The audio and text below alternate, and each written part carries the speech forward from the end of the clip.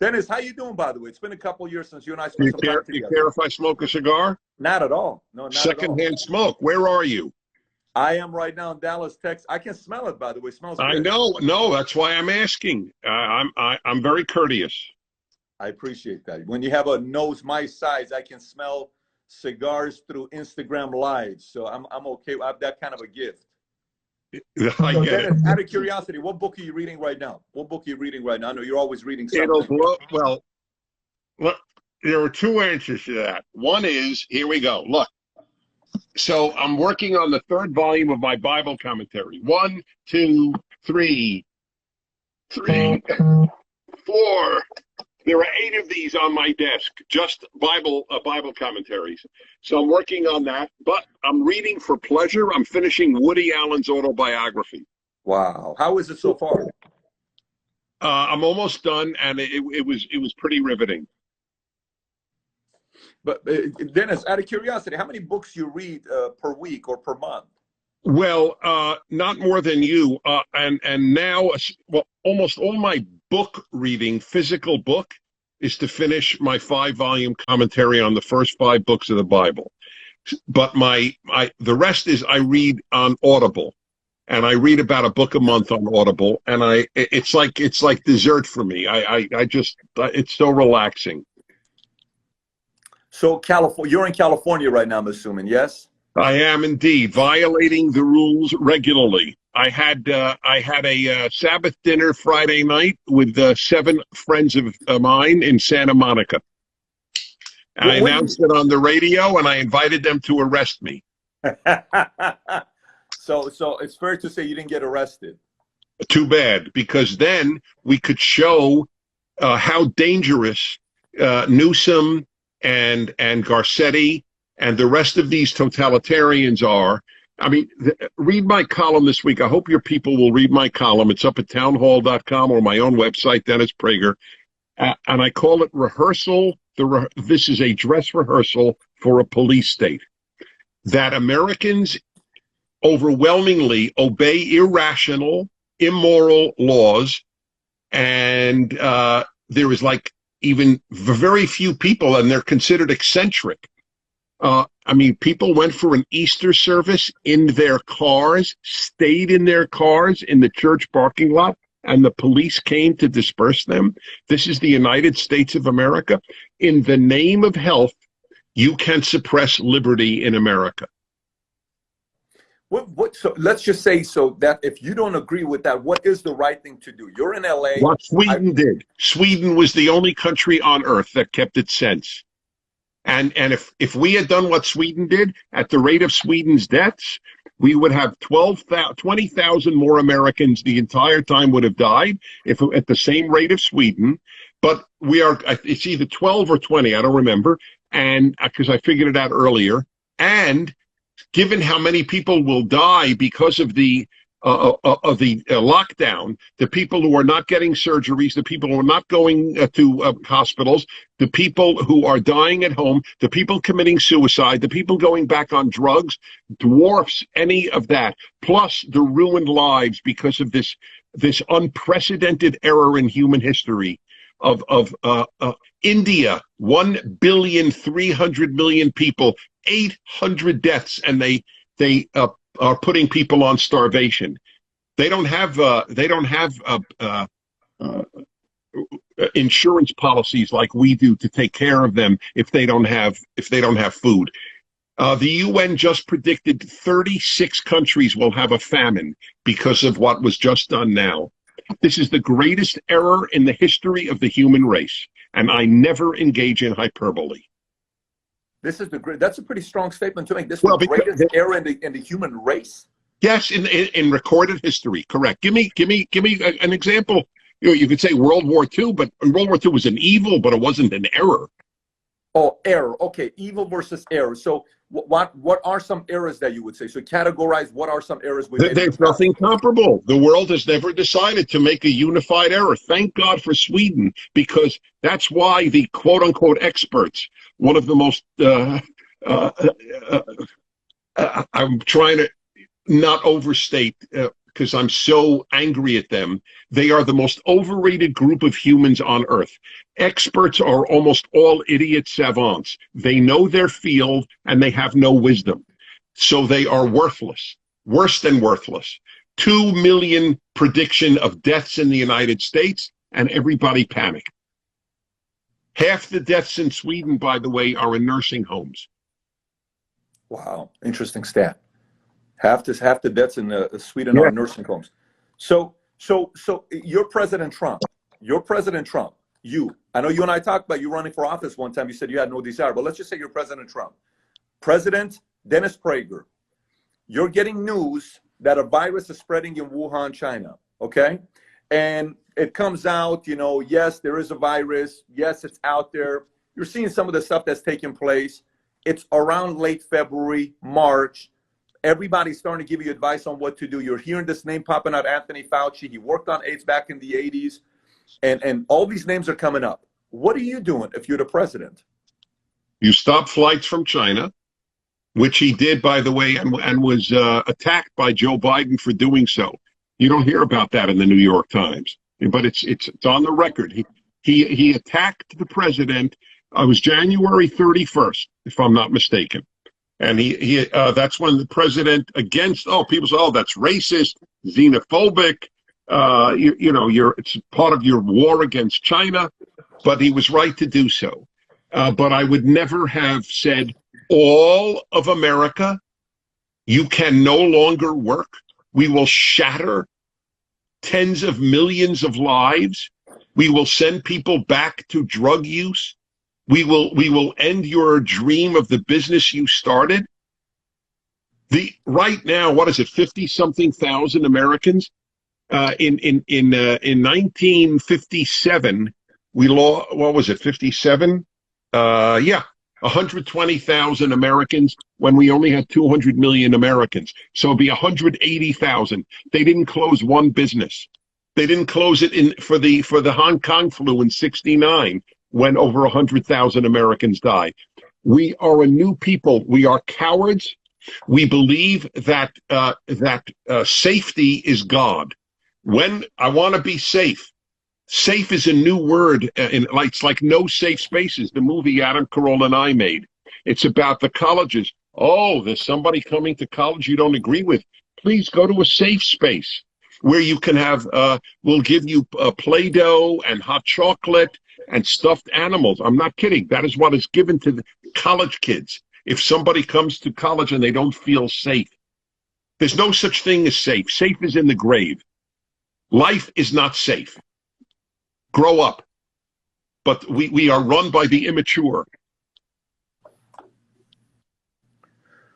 Who influences this decision to be made? Because there was so much pressure being made by media to shut down, and then Fauci recommends a shutdown, and then you got 27 million people applying for unemployment. Checks are being made. You know, all this stuff is taking place.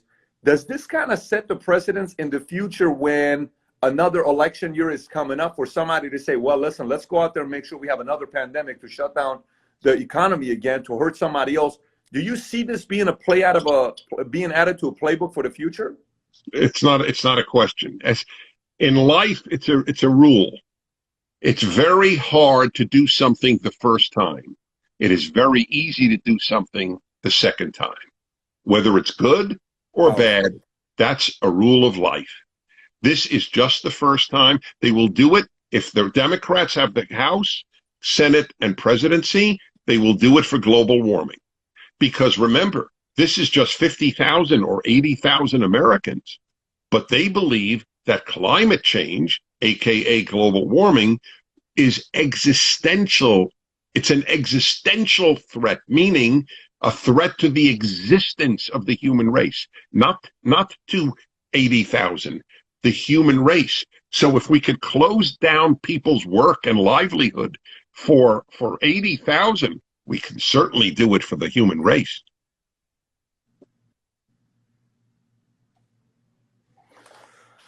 But I guess my question for you would be, do you foresee this happening again and again in the future? There's no doubt in my mind. Unless Americans object strenuously. And if they elect a Democrat, then the Democrats will have been rewarded for being the party. Now, some Republicans are for this too, but generally speaking, there is a huge right-left divide on this issue. So I've interviewed a lot of different people that have come on board, and we've sat down with them, whether it's a General Spalding, or last night it was a Dr. Buttar, or Dr. Judy Mikovits, or, you know, Gordon Chang, and some of these names, you know, while I'm mentioning this about coronavirus, or Daniel DeMartino Booth, which I'm sure you know who she is, the economist.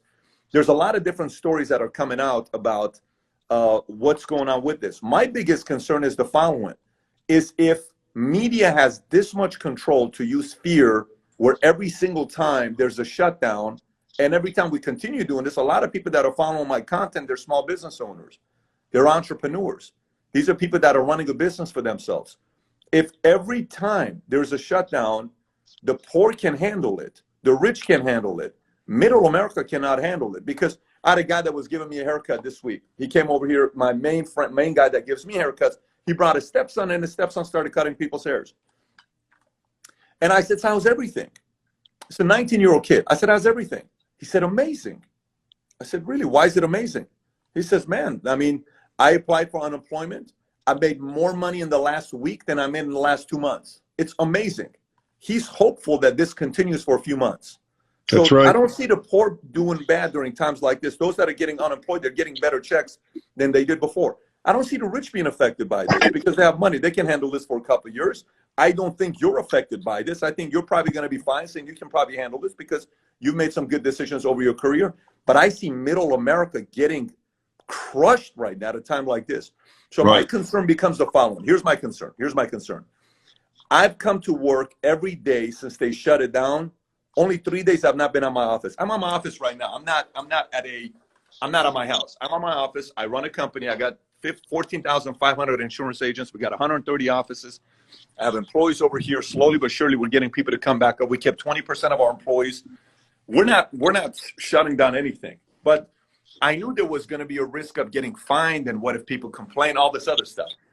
My philosophy is this. You've read more. I kind of want to hear your feedback on this. Can the government just tell you that you can't go to work and shut you down and tell small business owners to not go to work? Does the government have that kind of authority to tell us what to do with our day-to-day business? No, but Americans have accepted it, and that's what's so scary. The end of the national anthem is the land of the free and the home of the brave.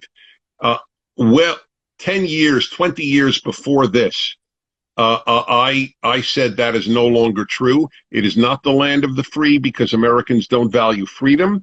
The left has convinced them that being taken care of is more important than liberty. And that is the human nature. The left comports with human nature. Get yourself taken care of. That's more important than liberty. And as for brave, give me a break. I mean, people want to be safe. My father enlisted in World War II. He didn't have to. He was beyond the age of draft, and he had a child. He was exempt. And he said, I'm not going to sit home while other kids get killed fighting Hitler and the Japanese. Went into the Navy. He was in the Pacific for 3 years. And if you'd have said to him, Max Prager, that's not safe, he'd have looked at you, excuse me? Going to war is not safe? Oh, thank you. I didn't think of that. Not safe? If we are guided by safe, not only is the society over, individual lives are. I give you my classic example. For 30 years, I've been taking groups around the world in cruise ships and also land trips in Israel. So for 30 years, people have called my show and said, Dennis, God, I really would love to visit Israel, the Holy Land, and so on, but I'm waiting till it's safe. So I always said to them for 30 years, then you will never go. It will never be safe. Don't go. And I've gone every year, every other year for 30 years. So if I'd have led a life to be safe, I wouldn't be me. I wouldn't be happy. I wouldn't have gone to 130 countries. I wouldn't have decided to conduct orchestras. I'm not a trained musician. I'm self-taught, but I took the unsafe route. and I did something very challenging, and that is learn to conduct orchestras. If you want to lead a safe life, you will die, and on your tombstone it will be written, "Here lies so and so. She led a safe life." And it's a pointless, worthless, empty life. What do you say to people that say, Dennis, that's a pretty irresponsible statement to make? I mean, you know, you will lead an empty life. Congratulations, you made your choice. You have chosen safety over living fully. Everybody can make their choice. My job is to be clarifier. This is the choice you have made. You have chosen safety over living. My task in life is not to live forever. This will come as a shock. We all die. Since we all die, I am much more interested in living fully than not dying. And this has become a very big filtering system, because you're noticing how many people are fine with it and how many people are not. But I believe there's a community in the middle that they're undecided, because I'll give you a perfect idea. My family, we have people that believe in vaccine, and we have people who don't believe in vaccine, and then we have people who are in the middle. I was in the military, and the moment I joined the Army, they gave me 11 shots on my shoulder, and it was air guns. Here you go. And we had to sign something saying if something happens to you later on, you're government property for 8 years. We're sorry we did this, but we're testing. And they gave us all these vaccines, and we took them. But we get these heated debates with vaccines, right? You shouldn't do it. It's a propaganda. It's a Gates. It's this. It's that. There's a lot of people in America, forget about the people that say anti-vaccine and people that say pro-vaccine, and they're not willing to be change their minds. I'm talking about people in the middle right now in America that are saying, I do want to go back to work. I don't want my business to go out of business, but I also don't want to do the irresponsible thing because I want to hurt my family. Those who are in the middle, if you could take a minute or two to give them an argument to say, here's why you ought to consider opening up outside of what you just said, which was brilliant. You want to live a safe life, go for it. But I'm talking about to the people that are not arguing. They want to be sold.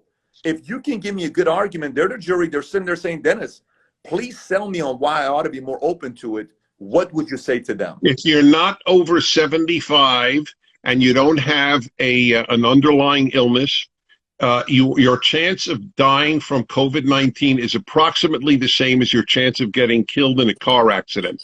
Therefore, I suggest you not drive to work either. In fact, you shouldn't walk to work either. You may get hit by a car. People are ignorant as to the risk on this issue. It is almost impossible for a child to die from COVID-19. They are more likely to drown in a bathtub than die of COVID-19 if they are a child. We should never have closed the schools. That they didn't close the schools in Sweden, and I don't think in Singapore, but I'm not certain about Singapore. But they didn't in Sweden. The ignorance is created by the panic of the most irresponsible institution on earth, the media. 24/7 news is a curse. I don't watch. I am happy. I listen to music. I read constantly. I know more about this virus than the vast majority of lay people. I have to report on it 3 hours a day on my radio show. I have to write about it in my column. I am up on this issue. I follow it avidly. And the risk is minuscule if you are healthy. You may well get it, not probably. You may well get it. It doesn't matter. It doesn't matter. The 80% of the people who get it don't even know it. Dennis, by the way, if you're from Sweden, comment below that you're from Sweden. I just saw 5 people saying I'm in Sweden. I'm curious to know, if you're from Sweden, do me a favor and comment. Give me a pen if you don't mind.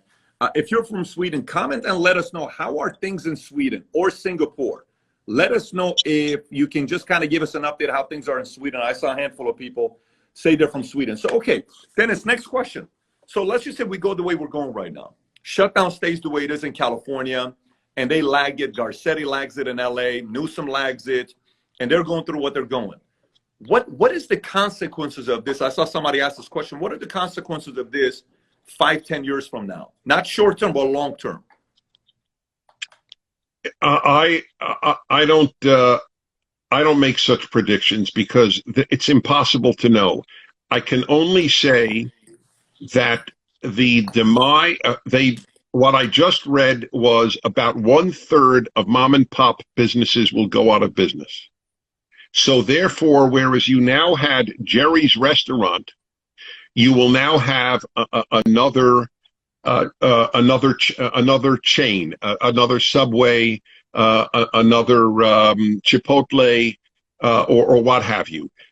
So you will still be able to eat, but it will end or begin to end the ability of people to run what we really enjoy, which is a local restaurant where you know the people, they know you, where the food is better than at a chain.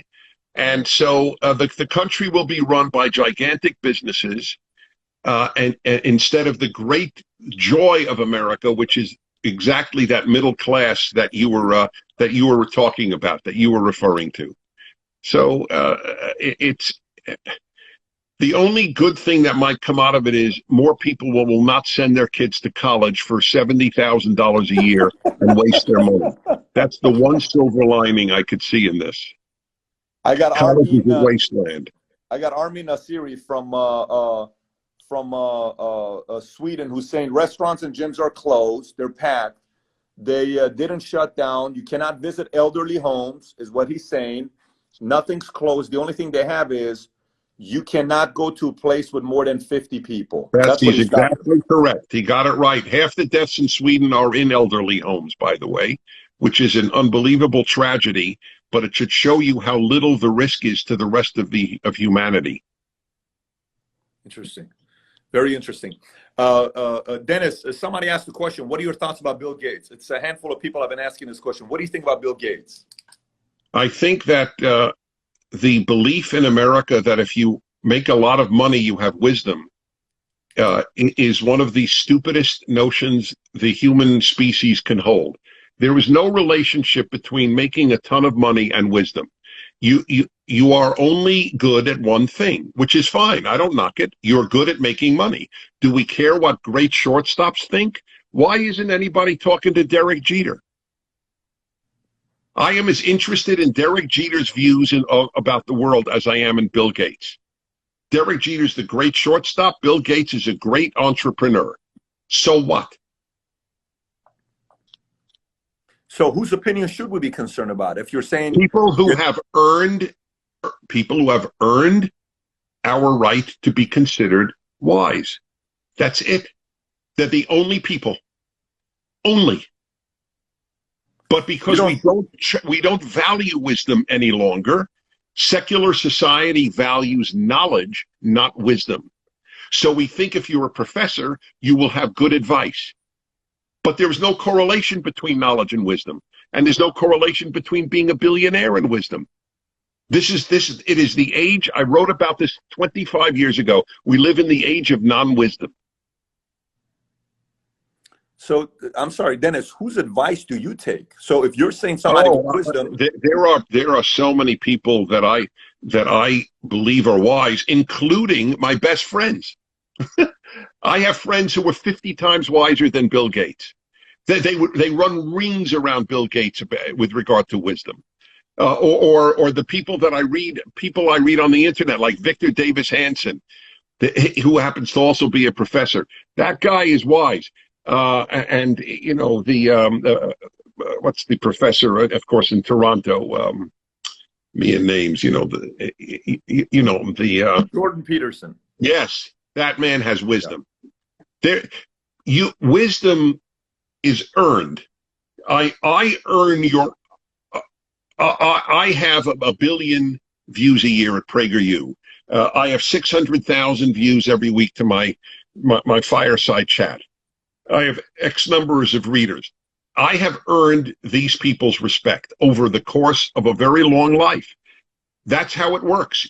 That is the reason most of the time in the past we have generally associated older age with wisdom, not because only because they've lived longer, but because they have earned with the respect of people.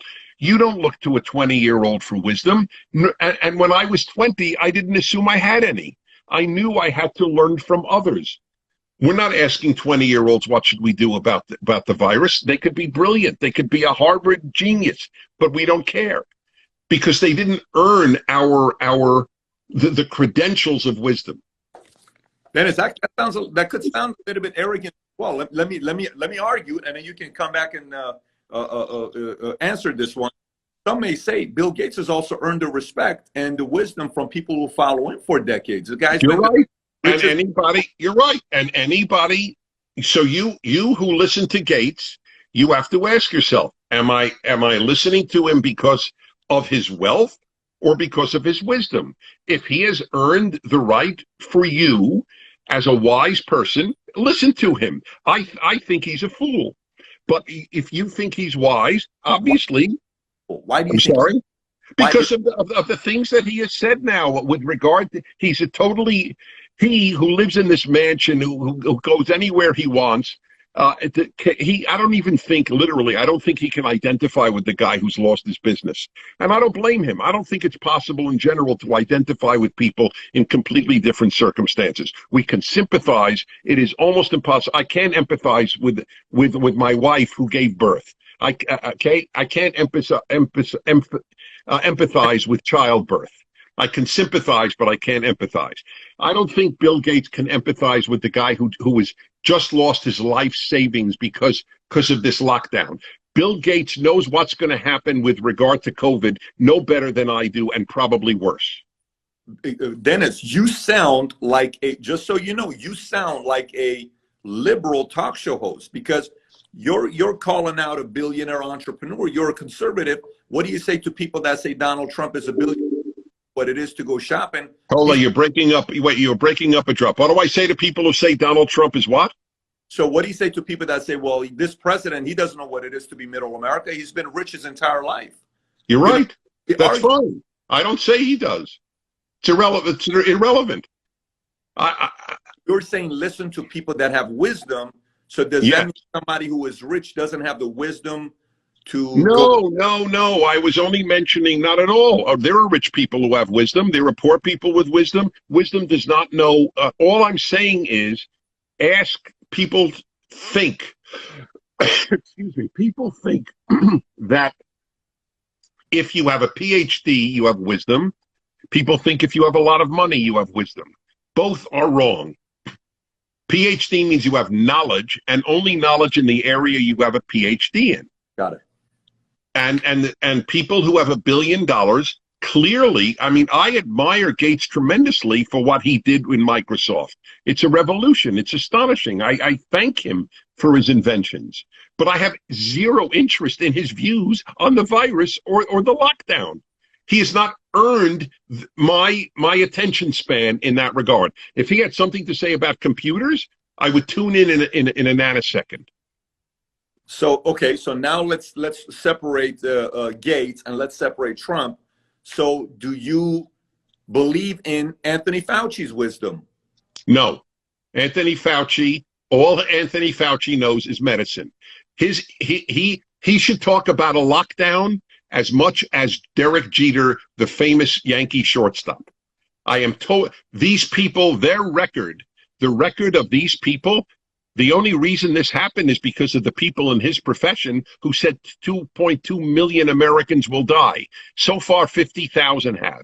And if you believe it's because of the lockdown, I have a bridge for you. Because Sweden didn't have a lockdown, and it has a tiny percentage more deaths than we do. But they didn't shatter their economy. By the way, do you know how many people? I don't know if I think I said it to you. Maybe I didn't. The United Nations, the UN, which I'm not a fan of, the UN just issued a report. Nicholas Kristof reported this, big liberal columnist, New York Times. 36 countries will experience famine because of this lockdown. The number of people who will die because of the lockdown may be greater than the number of people who die because of the illness. The starvation that will take place, the people who, there was an article about, poor people in Cambodia. I was in Cambodia. These people are still shell-shocked from the genocide that happened in their country in the 70s under the communist regime. and they're finally getting out of it. And now everything they sell to the West, nobody's buying. And that was their stepping stone out of poverty. Same thing in Bangladesh. It's a trap. What is happening in the world because of this idiocy? India, a billion, 300 million people, sends people out of work in the hundreds of millions. 800 people have died in India. There are probably more people who were run over by cows in the course of a year in India. That was a joke, for the record. But I understand what you're saying. I get what you're saying.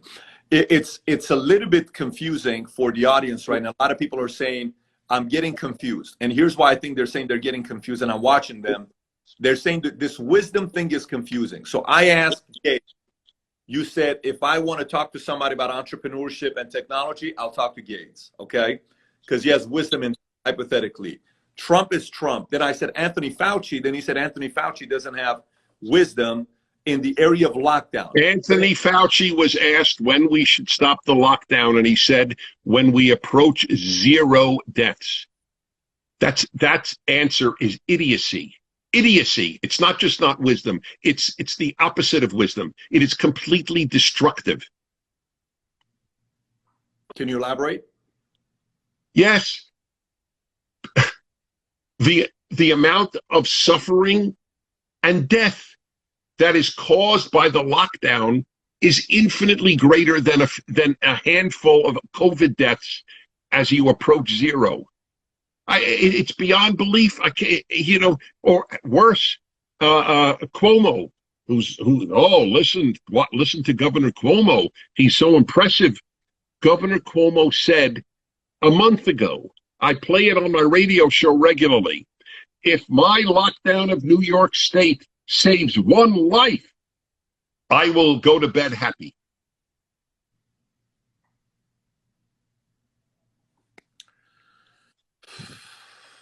What becomes a priority at a time like this? What is the priority? Is it to get everybody? All right, here is the key to becoming an adult. For your young listeners, here's a revelation. Most people never become adults. They grow, they get older, but they don't become adults.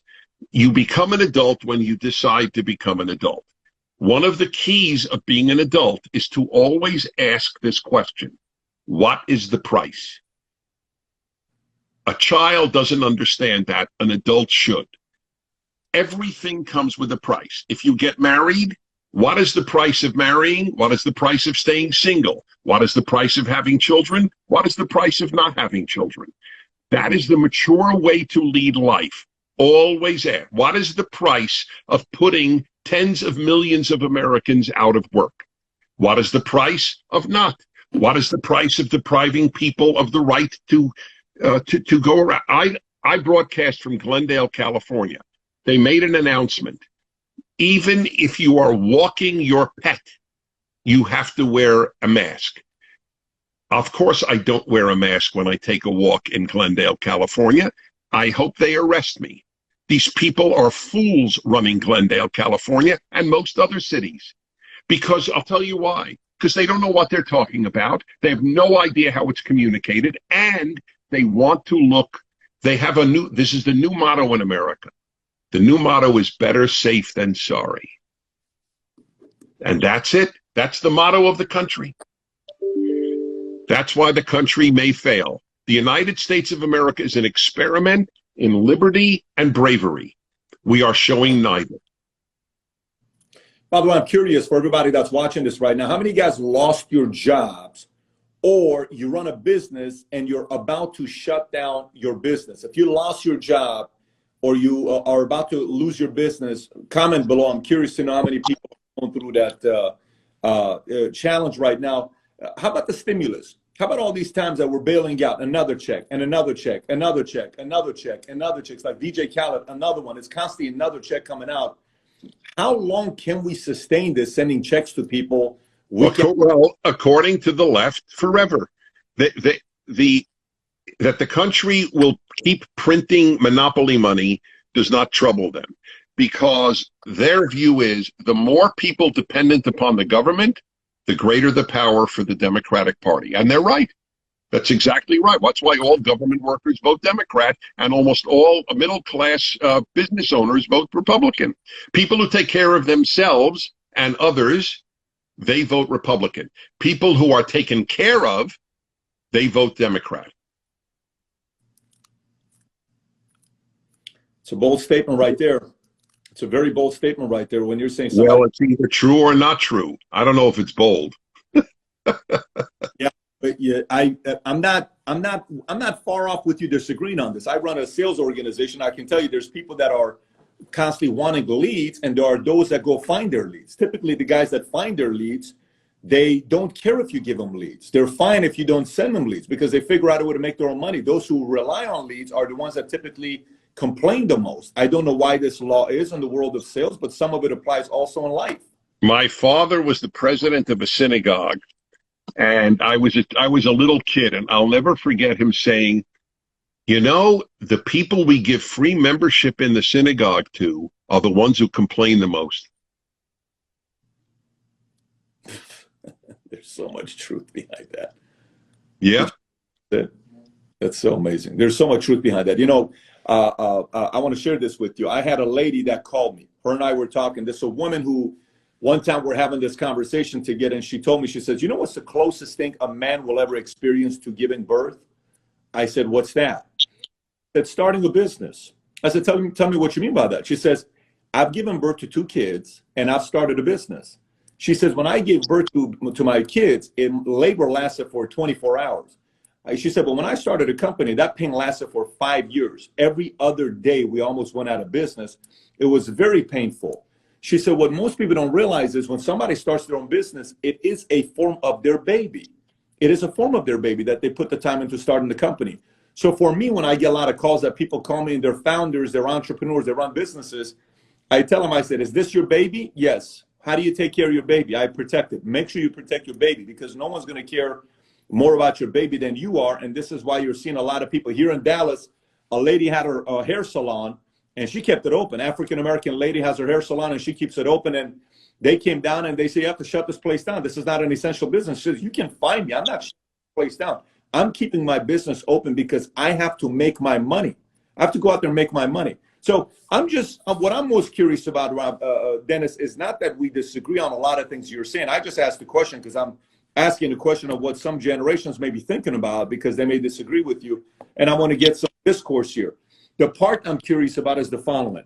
How long are people just going to say, okay, fine, yes, I'll follow the rules, no problem. How long do you think that's going to last where we, the people, all of a sudden are going to say, listen, I'm just not listening to you.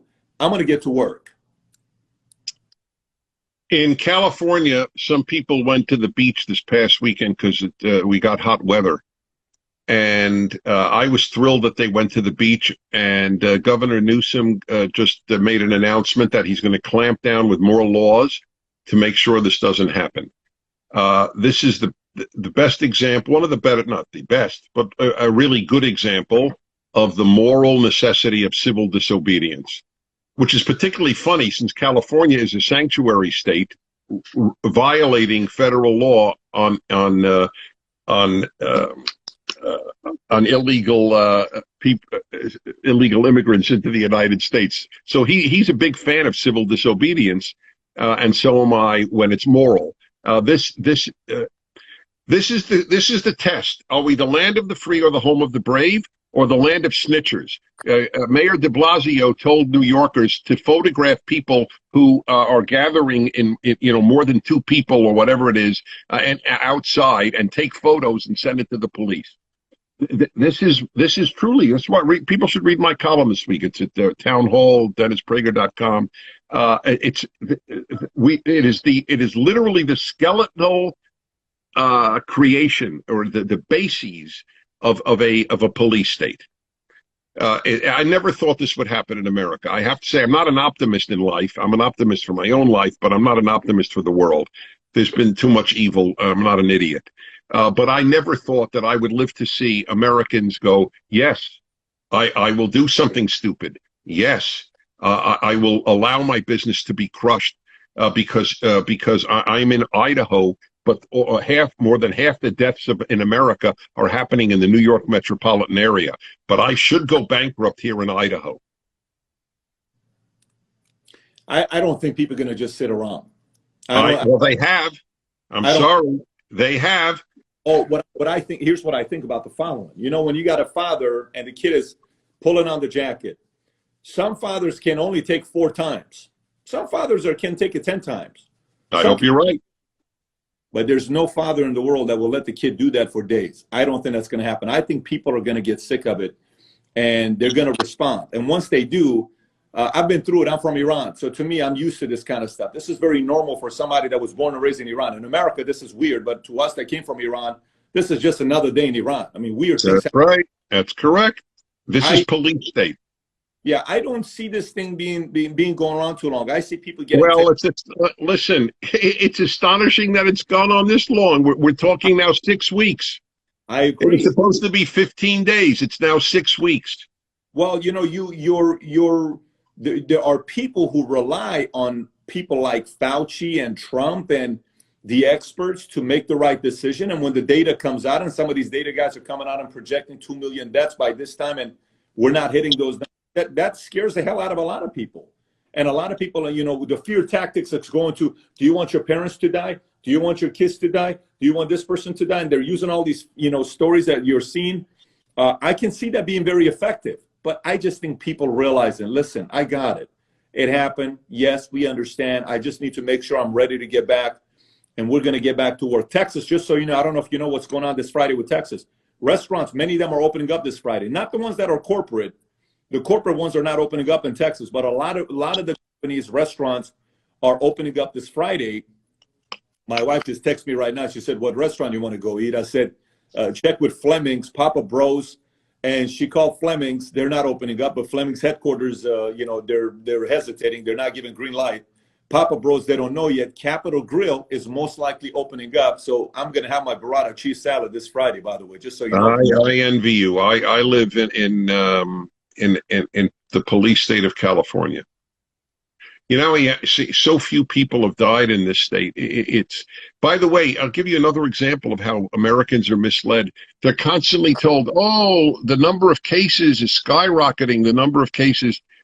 Do people not realize that the more people who actually have had this, the better it is? It shows you how few people die. What's better? If 1 million people, let's say we have 1,000 people died in a given state. What's better? That 1 million had the disease or 100,000 had the disease? Obviously, 1 million. So the number, oh my God, look at how many cases. Sweden hopes the whole country had cases. Then they're immune. The number of cases is not a bad thing. The number of deaths is a bad thing.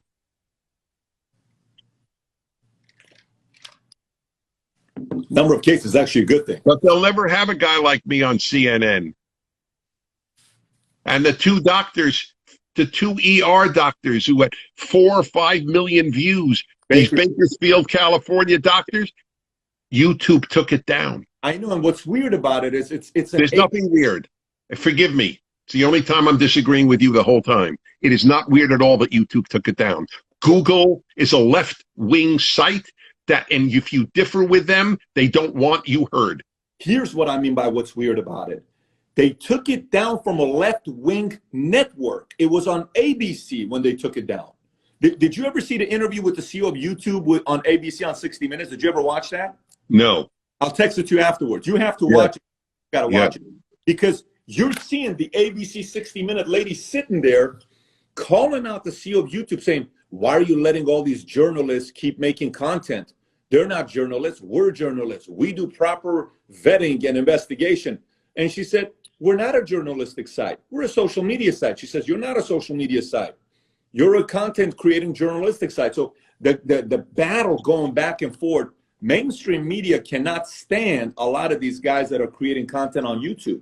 By the way, of course. How are you guys doing with Prager University? Are you guys still getting challenges or not that much? Yeah, of course. But we have 1 billion views a year. I invite your many listeners and viewers to go to prageru.com. If your kids, by the way, you want to give wisdom to your kids, that's the place. Prager, Prageru, PragerUniversity.com.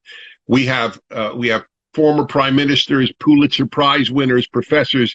It's a very deep website, and they're all 5-minute courses. So even your kid will be able to be that attentive. But I'm telling you, what they did on YouTube to these doctors, to say that the two, this is not retired people. They are currently saving lives in California at a hospital, that these people are giving misinformation. That's really scary. Dennis, how many billionaire libertarians and independents do you know? You got to know a few of them. I know you and I used to go to, what was his house? Wayne Hughes' house in Malibu, and we used to do that. That was like 15 years ago, 10 years ago. How many billionaire independents and libertarians do you know? I don't know personally many. I don't know personally many, but go on. Yeah, my point is, why, like, when CNN, Ted Turner started CNN, 24-hour news network, and he crushed it, when Zuck starts Facebook, or, Jack, Dorsey, Elon, all these guys are starting what they're creating. Why aren't these libertarians and independents? This is a puzzle to me. Jeff Bezos buys the Washington Post. Why doesn't a billionaire who's conservative buy the LA Times? Why don't they, though? Mark Benioff just bought Time magazine a year and a half ago. Yeah, but it's a rag sheet, Time magazine. It's a propaganda sheet. It is the worst. Newsweek is light years above it. At least it has alternate opinions. I agree, but what I'm saying to you is, why didn't somebody else buy Time magazine? I agree. You know why? As I've said my whole life, there's a civil war in America, but only one side is fighting. The left. That's just. Conservatives are naive. They're happy to be with their family, their business, their church, and don't bother me with being active. I think conservatives like to be left alone and just live their lives. Correct. That is exactly right. They're the ones that just say, you know what, if there's a family gathering and there's a fight, the liberal will fight on for hours. Conservative is going to say, I'm just going to sleep. But then it's right. Liberal won the fight. So that's correct. Yeah. Bit more of a fight. This is good. I want to see there being a fight. I like the Lakers against Chicago. I like Fox. Yes. But I fight. We need one more. I think we need one more. I think we need somebody in the middle, no matter a media company or a social media company, that competes with everybody and allows content to stay on. Because that's right. That's all we need. We don't need a conservative site. We need an open one. I want the left to have access. I have zero desire to suppress the left. Zero. Well, let's say if I have a friend, and I know this man very well, he's a good friend of mine, and if we can get him and a few other names to go out there and create an open social media platform with some additional perks and nice gamification aspects to it, independent, open to everybody, left, right, middle, up, down, whatever it is, you can come down and create content. Yes. What would happen to create momentum for a company like that? Who do you think would get behind it? Well, you just said who would get behind it. People with the money to start something that allowed everyone on, and it got publicized, and kids became aware. There's an alternative. Look, YouTube has almost a monopoly, so it's difficult to compete with them. And just the staggering amount that's on there. Look, I'm on there a lot. And I'm very happy about that, but it's dangerous. It is truly dangerous. See, the problem is this: people always say to me, "Well, why don't you just start a conservative alternative to YouTube, since they put 100 of your videos on the restricted list?" So I say that's like saying, with Delta, American, and United say you can't fly. Start your own airline. It's not that easy. Then if somebody's asking if anybody close to you has died from coronavirus. No. Nobody. Nobody close to me has lost their business. So these issues are, asking that question is meaningless. It's like people will say, if you haven't experienced it, therefore what? I don't live in Bangladesh. Am I not allowed to feel for the guy who lost his business selling jeans to American companies? I mean, I might as well say, so I don't know what the question means. And I know I wouldn't change my mind if someone close to me. I don't base my opinions on the tragedies of my life. That's the opposite of wisdom. That's feelings. That question is exactly what has happened in America. We have substituted feelings for wisdom, feelings for thought. Please elaborate. Yes, because what does the question imply? If I knew somebody who died of the coronavirus, I would feel differently. I might feel differently, but I wouldn't think differently. How I feel is irrelevant. We live in the age of feelings. I've written about this. It's on the internet. It's called the age of feelings. In high school, kids are asked, how do you feel about it? Parents ask their kids, how do you feel about it? It doesn't mean a damn thing how you feel about it. What do you think? What have you reasoned through? What are your values? Feelings are beautiful between two people, but you don't base moral ideals. And I have my classic answer. Who would you say first, your dog or a stranger, if both were drowning? Most Americans today, I've asked this question for 40 years, 40.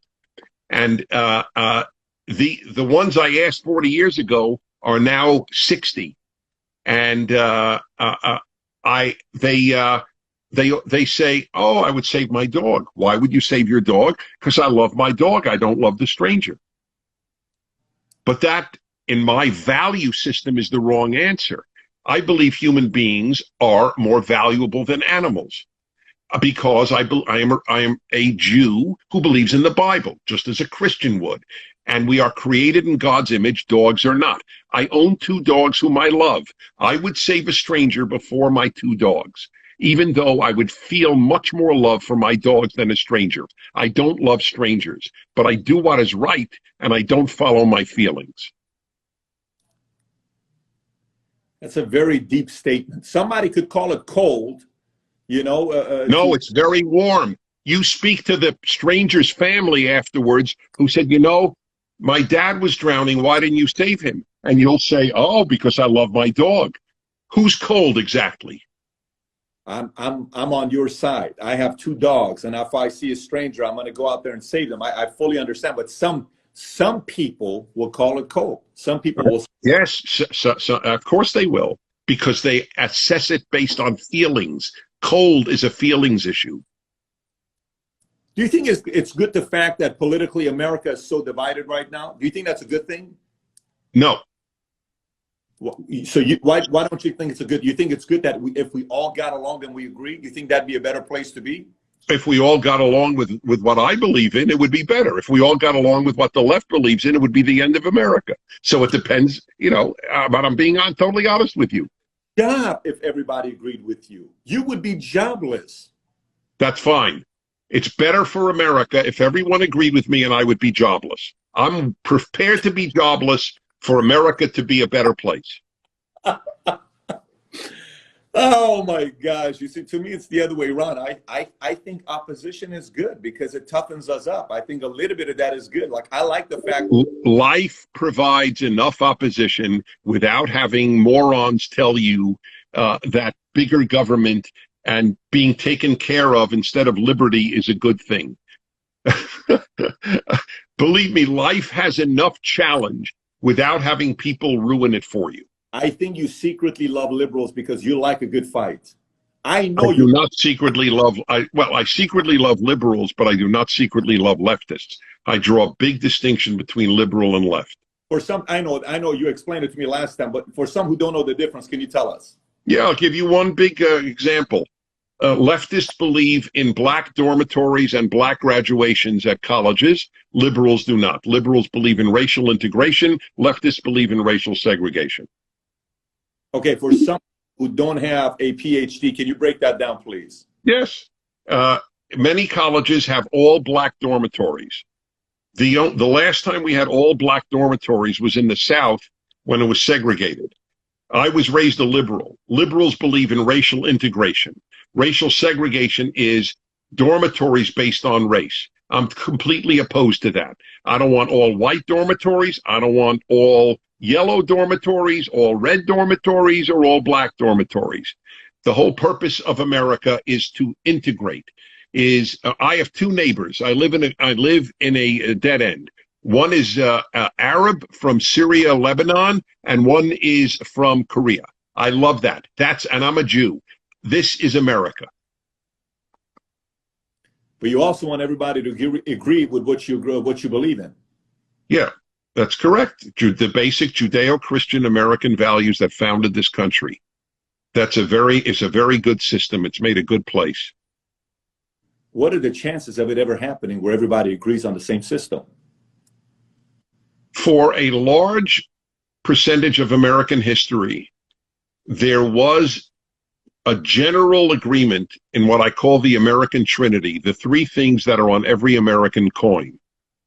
Liberty, e pluribus unum, meaning from many one. We come from many backgrounds, but we become American. And in God we trust, that there was a supreme being who is the source of our rights, which is in the Declaration of Independence. All I ask is Americans accept that. They can differ on 1,000 other things. Dennis, can you say liberty 3 times? Can I say what 3 times? Liberty. Liberty? Liberty, liberty, liberty? You know what you sounded like for a second? That commercial. Liberty, liberty, liberty. I thought your voice for a second. I don't watch enough TV to have said that. I would have.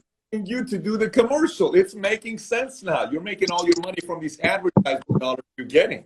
Yeah, I wish. Yours. So look, why don't we wrap up with a little bit of lighthearted stuff? You used to do, did you do something on your radio about love? I don't know what it was called. It was about love, relationships. Yeah. On my radio show, which people at DennisPrager.com, you can find out or write me at DennisPrager.com, tell you what station and how you can hear me. But 3 hours a day I broadcast. Wednesdays, the second hour of my show is called the Male-Female Hour. And I say it's the most honest talk about men and women in the American media. And as I say almost every week, I'm not a man fan and I'm not a woman fan. I'm a fan of clarity and I'm a fan that they get along better. But I don't root for either sex. I don't believe one is better than the other. There are disgusting men and disgusting women and beautiful men and beautiful women. Do you think if you were 28 years old today, 28-year-old Dennis Prager, would you even think about getting married during times like this? There's no question I would. Tell us. People got married during the Depression. People got married during World War II. Jews got married after the Holocaust, after their whole families were wiped out. Either you believe in marriage, you get married because you believe in marriage. It's a perfect example of the feelings issue. Well, I'll get married when I feel like getting married. No, you get married because that's how you grow up. Ask anyone who's been married. I don't care if they've been divorced. Did marriage mature you? Every single human who has been married will say yes. But people don't want to be mature. They want to be safe. Do you think marriage should have terms?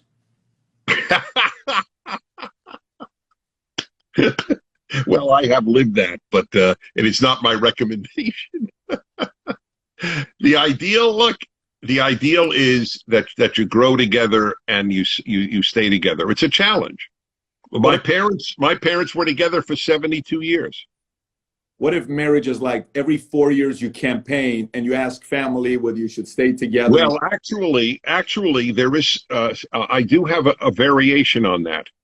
You should, if you're married, you should work to earn your spouse's love, just as you work to earn their love before you were married.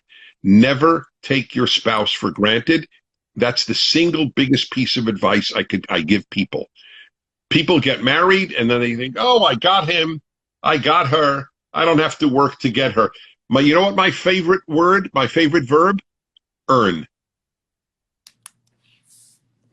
I know singles who have a different favorite verb, but it's yes, I understand that, but they'll get more of that if they get married and have a good marriage. Respect. Very deep message right there. Was spiritual message, what you just said right there. Good. All right. Well, if people want a lot of these messages, they can go to my website. They could read my books like The Rational Bible, and they could go to Prager University and listen to. There's a lot of vehicles where I offer my thoughts, and I earn, hopefully, their respect for having some wisdom. Dennis, we're going to take this and we're going to post this on one of our YouTube channels so they can find it. Folks, if you want to find it, I'll post it on my Instagram for you guys to see it if you missed the live from the beginning. When the dust settles and everything settles down and we can travel, I look forward to our next face-to-face visit with having your 2 dogs on the show. That's a deal. I'd love that. Dennis, congratulations. You have officially done your first Instagram live. Everybody go follow him and message him for doing his first Instagram. Yeah, I would love to hear from the people who see this. That's right. Okay. Take care, buddy. Good talking to you. Be well, my friend. Bye-bye. Thank you so much.